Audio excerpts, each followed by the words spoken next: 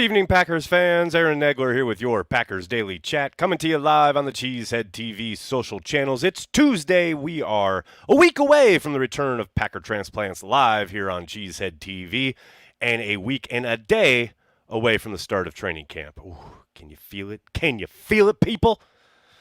Exciting times, exciting stuff. Can't wait to get started. Can't wait to be talking ball with Corey again. Can't wait to be back in Green Bay, Wisconsin, talking Green Bay Packers football with Packers fans worldwide, because that's what we do here at Cheesehead TV, people.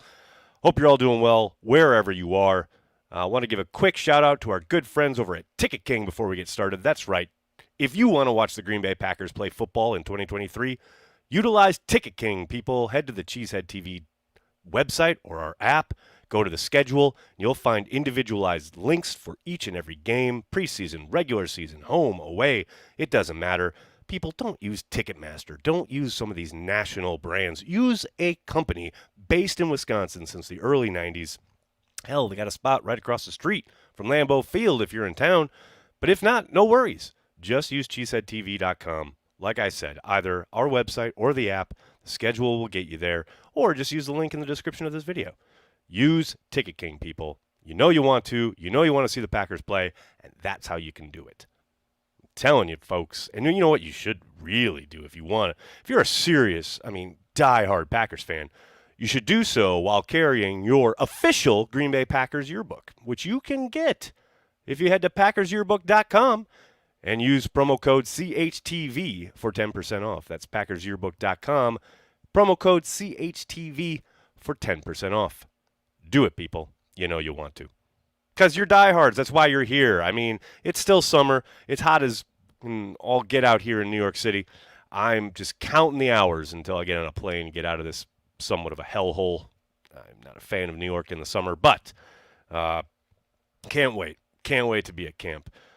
Look, we spend a lot of the offseason talking about new players, right? Whether it's free agent acquisitions or, obviously, in the case of the Packers, draft picks, young players, year one, year two.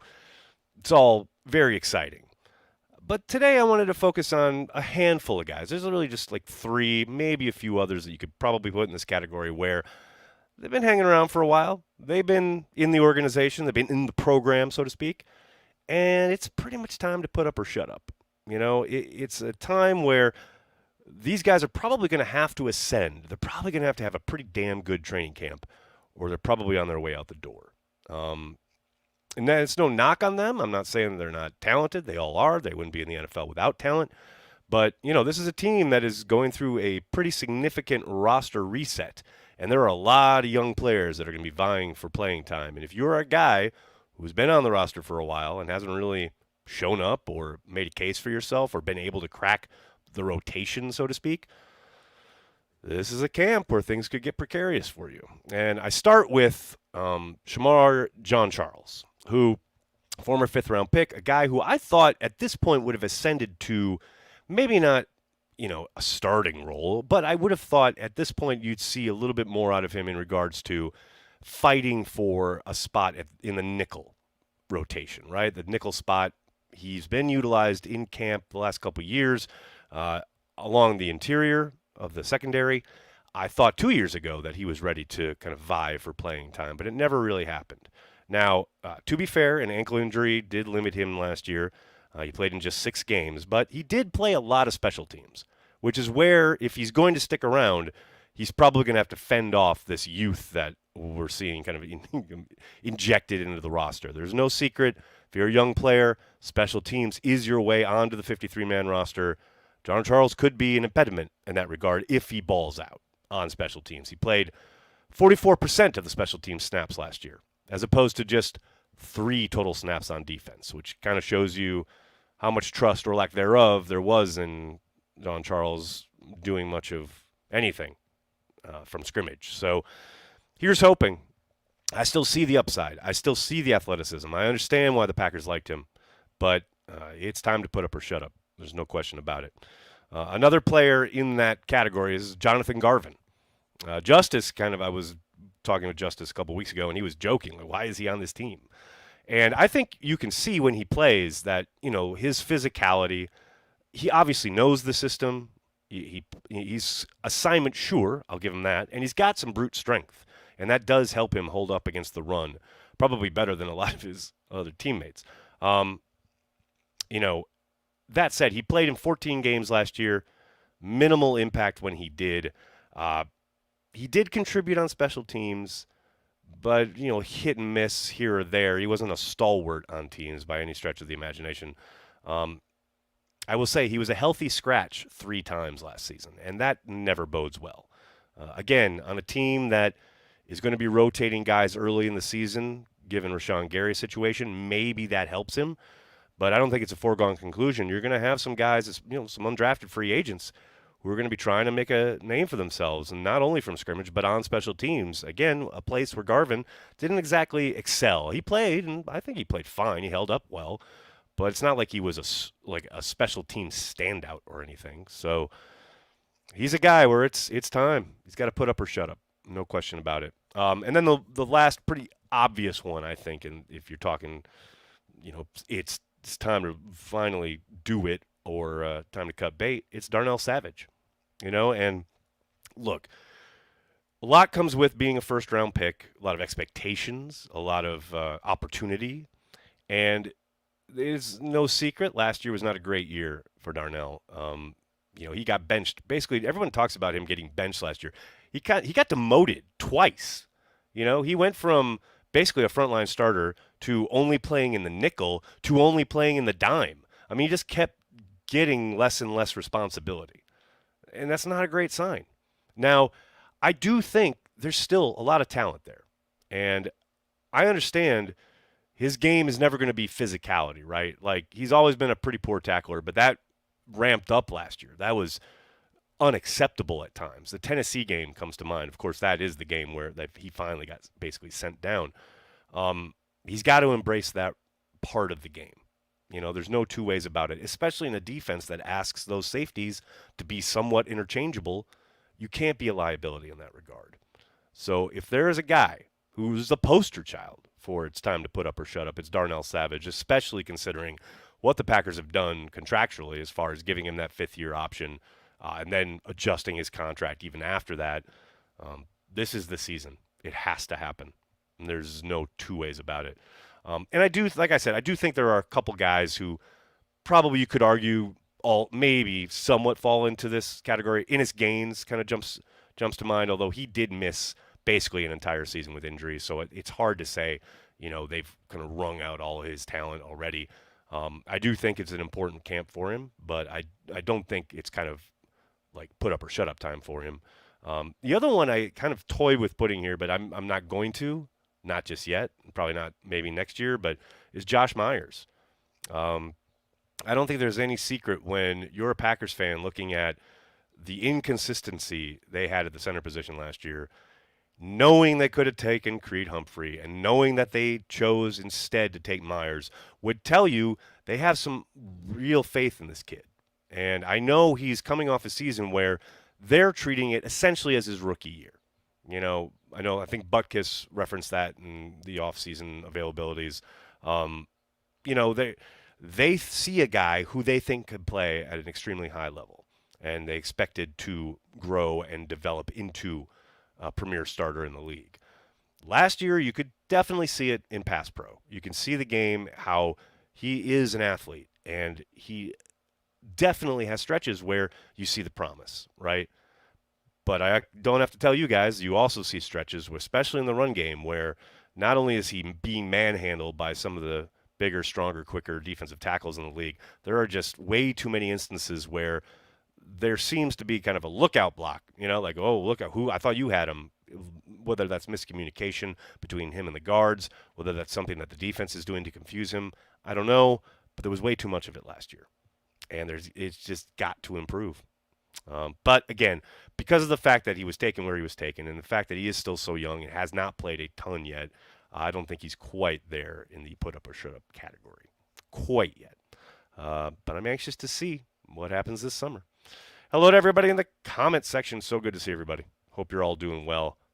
B. Andis. Hope you're well. I want to give a shout out to Maximilian here with the first super chat. What's up, man?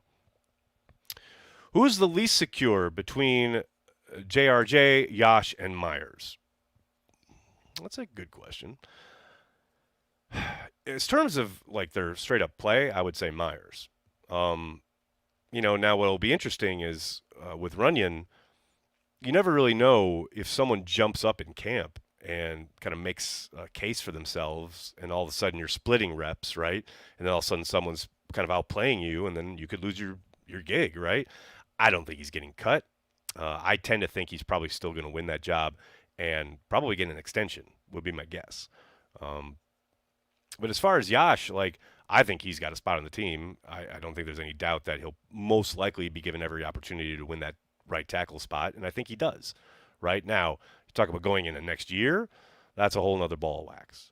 But for this season, I think he's pretty secure. And then you get to Josh, and it's like everything I just talked about.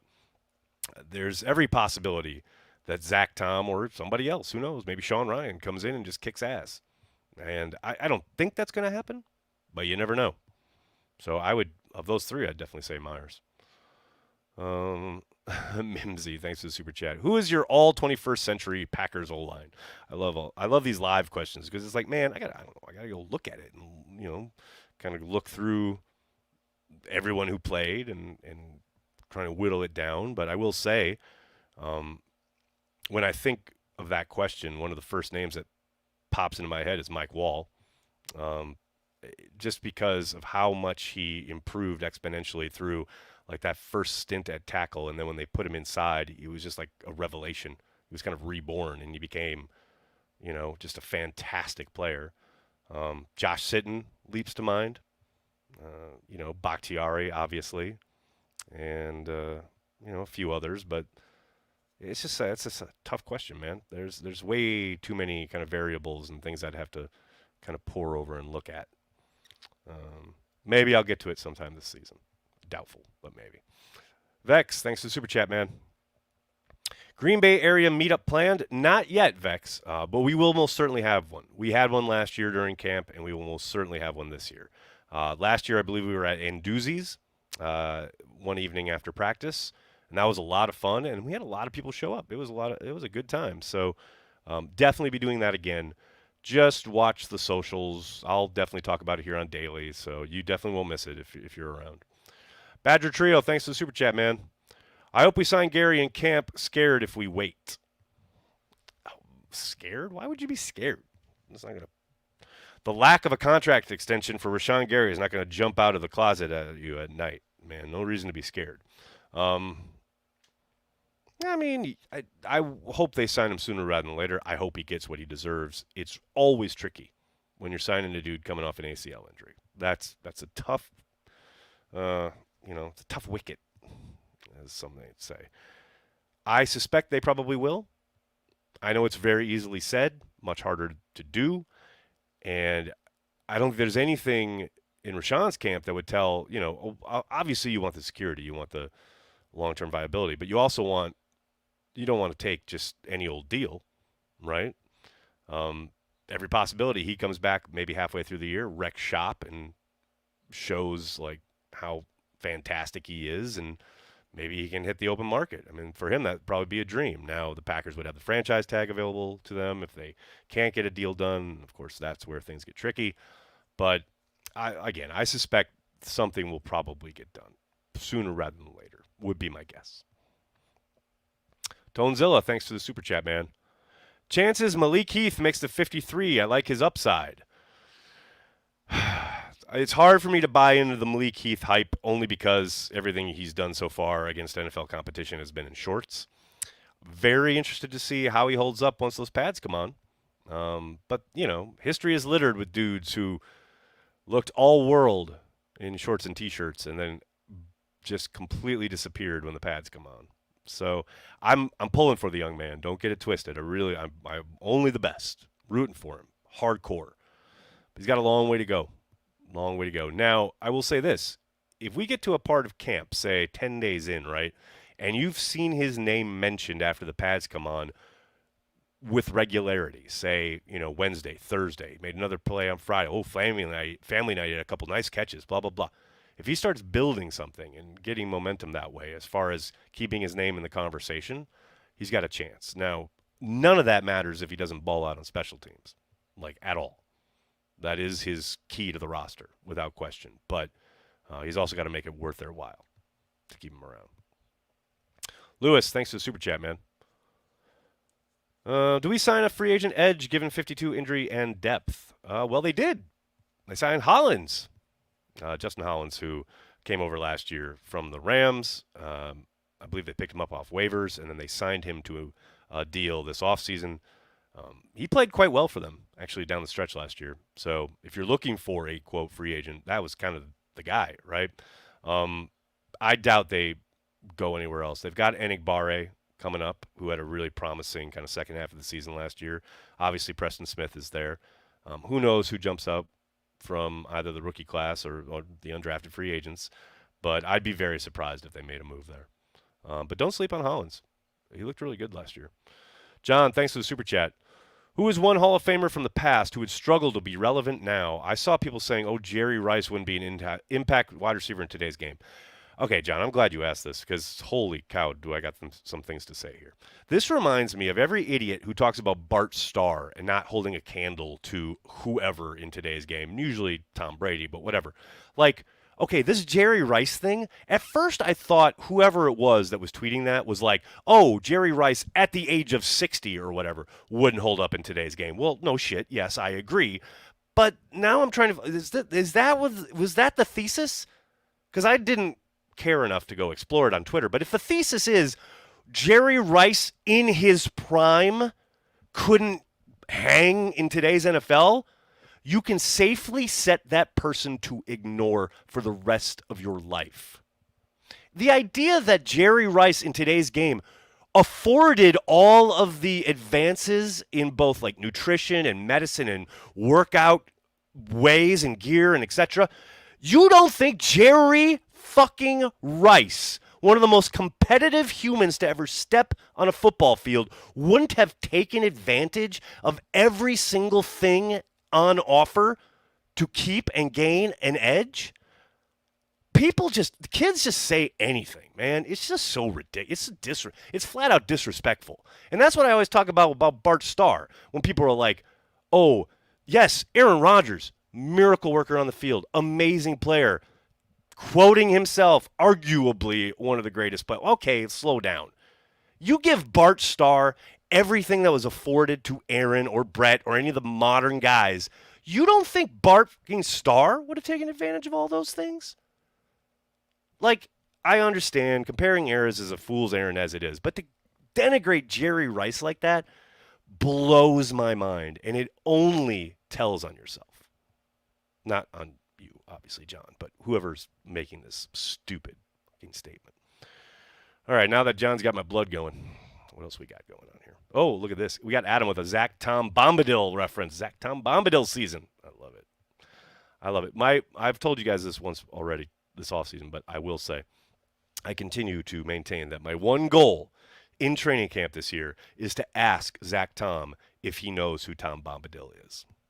I need this answer because I haven't seen it answered yet. Steve says Rice would have been even better in today's game. I tend to agree. In a league where they're basically not allowed to breathe on the wide receivers. Are you kidding me? Again, you guys getting me going. Ooh, Logan, that's a good one. Forrest Gregg would dominate today. You are not lying. You are not lying. I see some people saying James Lofton. I agree. I think we've kind of got a bit of the second coming of James Lofton maybe with Christian Watson. We'll see. Nice long strider there. I'm taking it. I'd take it. Jerry Rice fumbled. You damn right he did. Brett says, I think Zach Tom wins the right tackle job. His upside is higher than Yash. I think Yash is what he is, a viable and valuable NFL backup. It's possible. I'm not sure I agree with your police work there, but I do think it's going to be a fun battle. There's no doubt about that. I think if Yash is right, he wins the gig. I know a lot of people look at his kind of last couple games last season and are starting to say, oh, yeah, just put Zach in there. But I think, Yash, no lie, was dealing with a shoulder injury, and that really affected his game. You put him out there 100% and give him a fair competition, I think he's going to win that gig.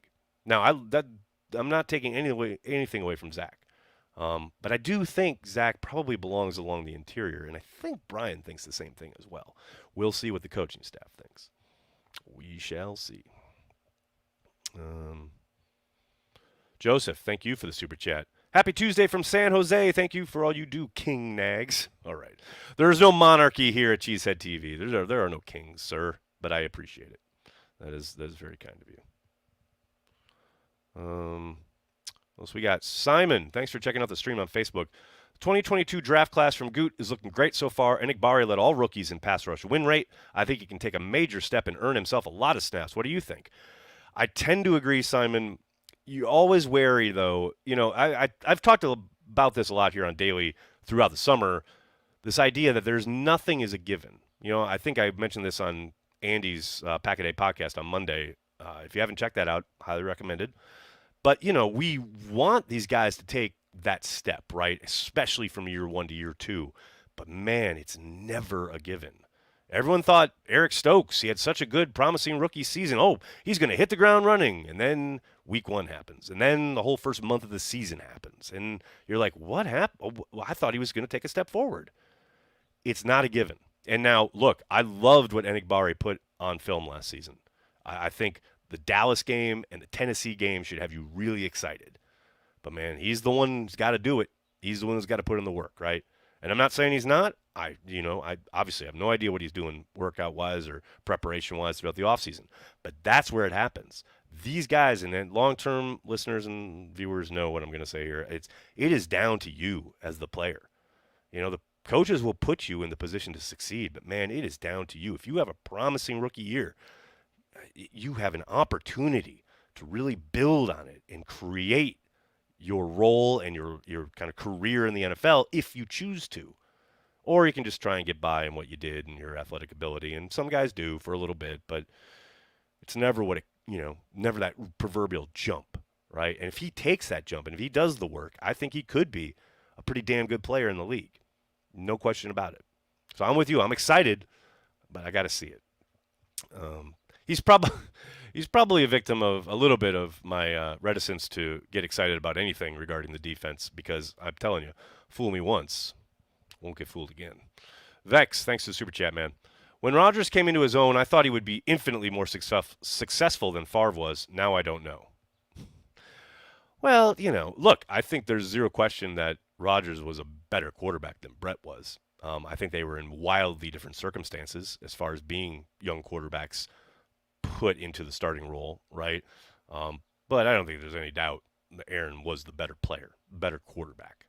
Now, that said, you're talking about success. It's a team thing. There's little doubt that they were trying desperately to get back to the Super Bowl with Brett at the end, and they were trying desperately to get back to the Super Bowl with Aaron at the end. But that's a collective kind of failure, right? I don't put that on Brett or Aaron. It's a team failing, right? But yeah, who knows? Now watch, Jordan Love will come and not be as good a quarterback as either one of them, but end up with more Super Bowl rings. It's entirely possible. And that's what's crazy. Sea biscuits and gravy. What a handle. Thanks to the super chat. More heartbreaking game or moment. Why everybody got to bring me down in the summer, man? The Rice fumble or the debacle against Seattle? For me, the Rice fumble burned a scar deep in my young heart, especially when followed by the T.O. catch. Much love. The Rice fumble was tough, but that whole season leading up to that game felt like, tail end of something. Didn't break my heart nearly as much as that Seattle loss. Got to be honest. And that was an exciting game in San Francisco. Don't get that twisted. I was up and down, heart in my throat, etc. And I was definitely heartbroken afterwards. Do not get that twisted. I'm not minimizing that. But, man, doorstep of the Super Bowl, 20 different things could have gone the other way, and the Packers end up in the Super Bowl. Yeah, that Seattle game's tough to top, man. That is tough to top. Although I did kind of mention the other day, for those of you who have never watched the Green Bay Packers lose a Super Bowl, highly not recommended. That's all I will say. All right, I got to get going. I can't thank you guys enough for hanging out, talking Packers each and every day, Monday through Friday, right here on the Cheesehead TV social channels. Please do me a monster favor. Hit like on the video. Subscribe to the channel. And tell your friends and tell your family, Cheesehead TV, we are devoted to Green Bay Packers fans worldwide. Thanks a lot, everybody. Have a great night. Go Pack Go.